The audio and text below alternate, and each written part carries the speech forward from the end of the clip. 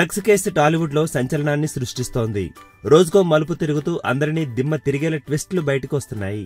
రోజుకో మలుపును చూస్తుంటే ఈ డ్రగ్స్ వ్యవహారంలో చాలా మందికే సంబంధాలు ఉన్నాయని అనుమానం రాక మానడం లేదు.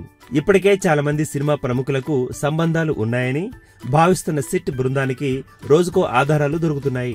ప్రస్తుతం 12 మందిని విచారించాలని భావించిన సిట్ బృందం ఆ దిశగా అడుగులు వేస్తోంది.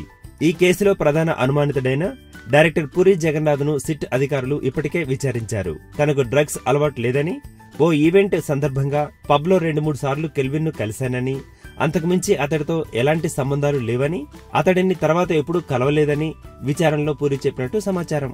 ఈ నేపథ్యంలో సోషల్ మీడియాలో ఓ ఫోటో బయటకు వచ్చింది.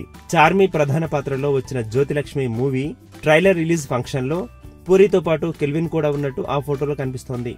ఈ క్రమంలోనే చార్మి పుట్టినరోజు వేడుకను నిర్వహించారు. చార్మికి శుభాకాంక్షలు చెప్పేందుకు కెల్విన్ కూడా వచ్చినట్టు తెలుస్తోంది. ఈ ఫోటో డ్రగ్స్ కేసులో పూరిని ప్రశ్నించేందుకోసం సేకరించిన సిట్ అధికారుల నుంచి వచ్చిందా, లేక సినీ పరిశ్రమ నుంచి వచ్చిందా అనే విషయం తెలియపోయినా సోషల్ మీడియాలో మాత్రం పూరిని ప్రశ్నిస్తోంది. మరి ఈ ఫోటో చూసి త్వరలో విచారణకు హాజరు కాబోతున్న చార్మి ఏం సమాధానం చెబుతారోనని అంతా వెయిట్ చేస్తున్నారు. ఈ వీడియో గనుక మీకు నచ్చినట్టయితే లైక్ చేయండి, షేర్ చేయండి, సబ్స్క్రైబ్ చేసుకోండి.